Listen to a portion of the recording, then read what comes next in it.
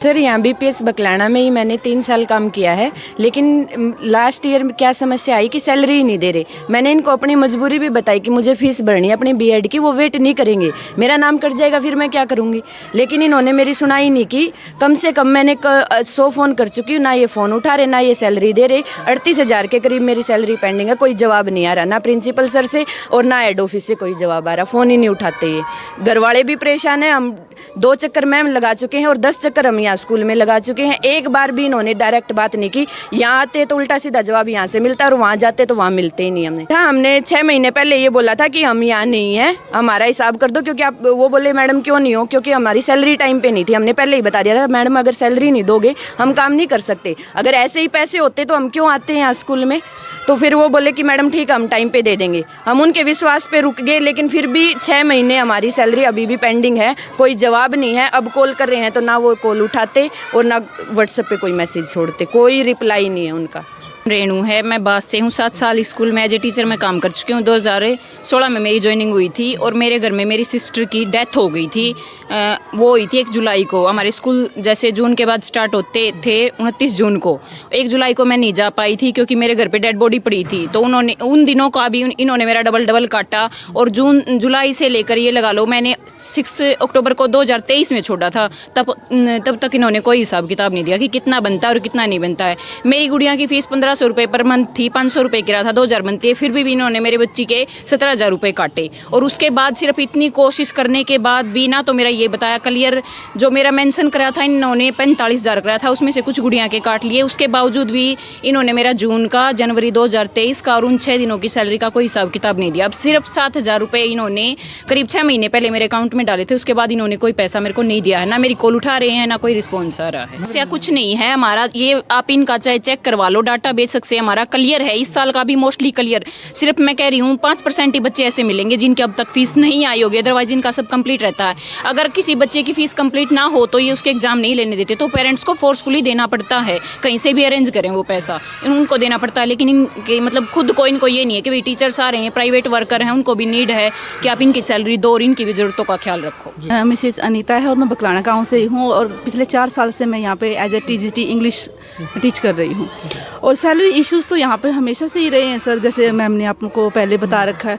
लेकिन अभी जैसे इन्होंने ये बोला है कि आपने हमें पहले नोटिस नहीं दिया था। अक्टूबर में यहाँ पे स्पेशल मीनाक्षी मैम और आसू सर आए थे, उनके साथ बातचीत हुई थी। उन्होंने ये कहा था अगर नेक्स्ट स्टाफ जो आगे कंटिन्यू नहीं करना चाहता है वो बता दे ताकि हम अरेंज कर सकें। हमने कहा ठीक है सर, हम नवंबर तक हैं, उसके बाद नहीं है, क्योंकि वो कहा था नवंबर में ही चेंज करेंगे। लेकिन अब ये बोल रहे हैं, फिर भी हमने सर दिसंबर तक निकाला। 27 आई थिंक दिसंबर को हमने छोड़ा था स्कूल। तो उसके बाद ये बोले कि अब हम आपका डिडक्ट करेंगे क्योंकि आपने पहले 15 दिन का नोटिस नहीं दिया। अरे हम आपके एक्सपेक्टेशन से आगे जाके बोल रहे हैं, लेकिन फिर भी आप बोल रहे हो कि हमारा सपोर्ट नहीं करते। बच्चों को आप ऐसे छोड़ के चले, कैसे उन्हें सिलेबस तक कंप्लीट करवा के गए हैं सर। हम एक लेसन तक या कुछ भी पेंडिंग नहीं छोड़ा कि हाँ बच्चे बाद में सफ़र ना करें किसी चीज़ को लेकर। सिर्फ 10,000 के चेक देने के लिए ही बोला था सर।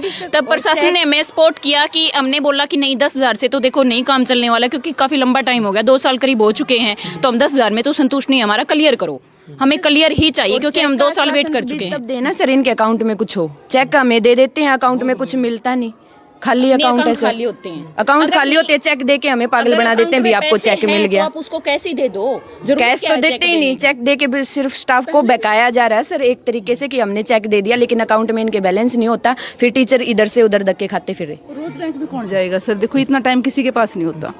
और यही प्रॉब्लम मेरी भी 48,994 कुछ पेंडिंग है सर अभी। नमस्कार सर, मेरा नाम कविता है। मैं TGT साइंस की जॉब करती थी यहाँ पे सर। वही सबका सेम इशू है सैलरी का सर। 5,000 का चेक देते हैं, एक बार काफ़ी ज़्यादा स्ट्रगल करने के बाद, महीनों के स्ट्रगल करने के बाद 5,000 का चेक दे देते हैं ताकि 3-4 महीने शांत बैठ जाएं, फिर हम आएँ, फिर वही स्ट्रगल करने के बाद 3,000 का फिर चेक पकड़ा देते हैं। ऐसे ही सर काफ़ी सैलरी रहती है सभी की।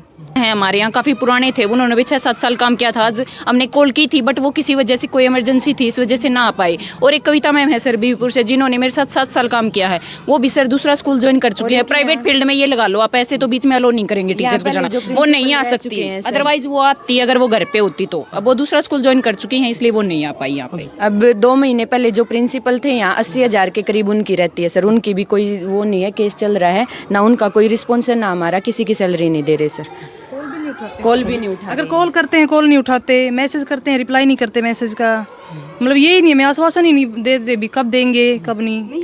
बस कभी कभी ये दे देते हैं भी लिख के अप्रैल में देंगे, लेकिन एक तो सामने बैठ के भी बात करें, ये बताएं भी अप्रैल में देंगे, कहाँ से मिलेगी कहाँ से नहीं, मतलब कोई रिप्लाई नहीं करते हैं सर। लास्ट टाइम उन्होंने खुद बुलाया कि आइए हम बात करेंगे, महम आ जाइए आप। हम महम भी गए, हम 12 बजे तक बोले 12 बजे के आसपास मिलेंगे, हम 11 आई थिंक 45 पे ही पहुंच गए, लेकिन 2 बजे हमें ऐसे ही खाली हाथ वापस आना पड़ा, मिले ही नहीं सर हमें वो। नाम हरीश चंद्र है जी। ये हम बीपीएस संस्था में काम किया है सर, और कई माह से हमें वेतन नहीं मिला। इस मजबूरी के कारण हमने जो है ना स्कूल छोड़ दिया और बार बार वेतन की मांग की, हमें झूठे आश्वासन मिलते रहे और मजबूरन आज गांव में के स्कूल में ये प्रदर्शन करना पड़ा, ये विरोध करना पड़ा। हमें अपने परिवार को पालने के लिए बड़ी दिक्कतें आ रही हैं, हमें वेतन नहीं मिल रहा, बार बार हमने पुलिस के चक्कर लगाने पड़ रहे हैं सर, हमें कहीं से कोई सहायता नहीं मिल रही सर। हमारे पास है ही नहीं, वेतन ही नहीं है हमारे पास, हम डिफ़ॉल्टर हो गए हैं।